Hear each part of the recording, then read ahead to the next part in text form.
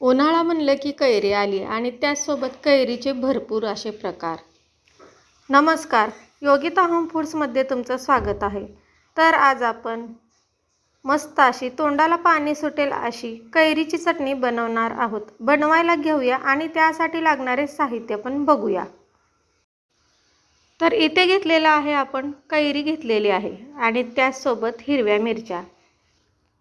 कैरी आणि हिरवी मिरची आपण स्वच्छ धुवून घेतलेली आहे.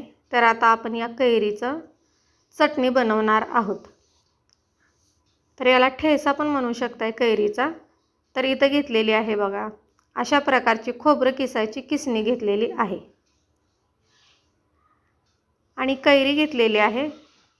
कैरीचा वरचा देठ काढून टाकायचा आणि ही कैरी आपल्याला या किसणीने किसून घ्यायची आहे. तुम्हाला हवा असेल तर तुम्ही मिक्सरमध्ये सुद्धा वाटू शकता. तर याची मी साल काढणार नाही, तर सालीसोबतच हे कैरी किसून घेणार आहे. तुम्हाला हवा असेल तर तुम्ही साल काढून ही कैरीची चटणी बनवू शकता, कैरी खिसू शकता. तर मी अशा प्रकारे सालीसकट ही कैरी खिसणीने किसून घेत आहे. तर इथे आपली कैरी छान अशी किसून झालेली आहे ताटामध्ये. तर मी 4 कैरी किसलेली आहे. इथं बाकीच्या 2 कैरी तसंच ठेवलेले आहेत. तर जेवढं लागेल तेवढंच मी कैरी किसून घेतलेली आहे चटणी बनवण्यासाठी. इथं घेतलेलं आहे मिक्सरचं छोटं भांडं घेतलेलं आहे आणि त्यामध्ये आता आपण हिरव्या मिरचीचा ठेसा बनवणार आहोत. तर हिरवी मिरची मी भाजून घेतलेली नाही, कच्चीच हिरवी मिरचीचा ठेसा वापरणार आहे. या मिरच्या थोड्याशा जाड असल्यामुळे मी मिक्सरच्या भांड्यामध्ये काढून घेत आहे. याचा ठेसा बनवून घेणार आहे.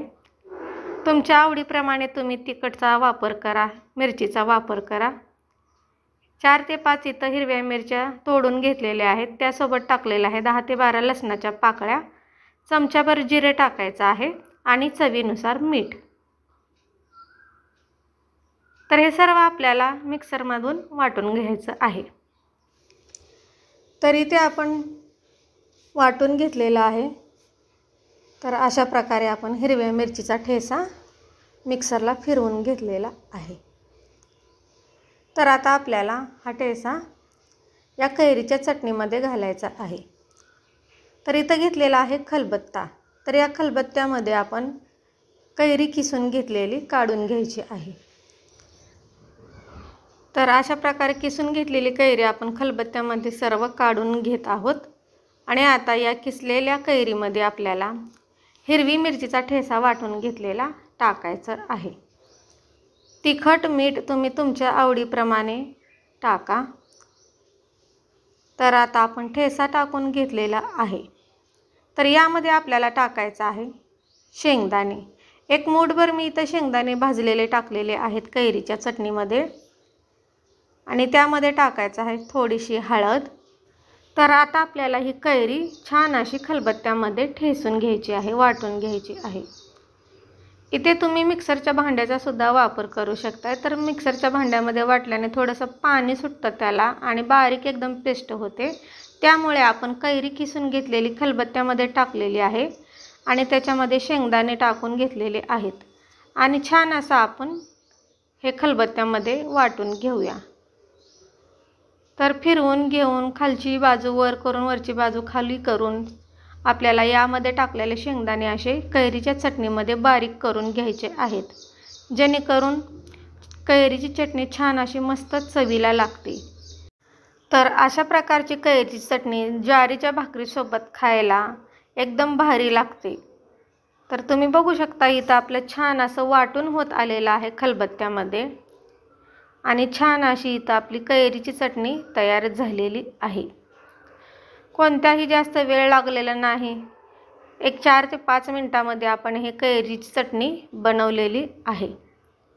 तर छान असं आपलं वाटून झालेलं आहे. तुम्ही बघू शकता अजिबात इथं पाणी सुटलेलं नाही. दिसायला पण किती मस्त दिसते, एकदम पिवळसर आणि एकदम छान असा कलर आलेला आहे. तर आता आपण काढून घेऊया. तर इथे बघू शकताय तुम्ही किती छान असं आपले कैरीची चटणी तयार झालेली आहे.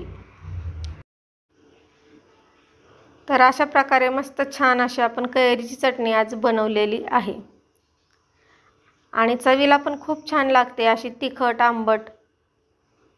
कोणतेही यामध्ये मसाले घातलेले नाहीत, फक्त लसूण, हळद, मीठ, हिरवी मिरची आणि जिरेचा वापर केलेला आहे.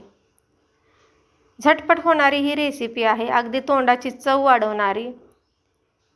तर इथे सर्व आपलं कैरीची चटणी काढून झालेली आहे. आजची रेसिपी तुम्हाला कशी वाटली कमेंट करून नक्की सांगा. व्हिडिओ आवडल्यास लाईक करा, चॅनलला सबस्क्राईब करा, शेअर करा. बनवून बघा, साध्या सोप्या पद्धतीने बनवलेला आहे. धन्यवाद.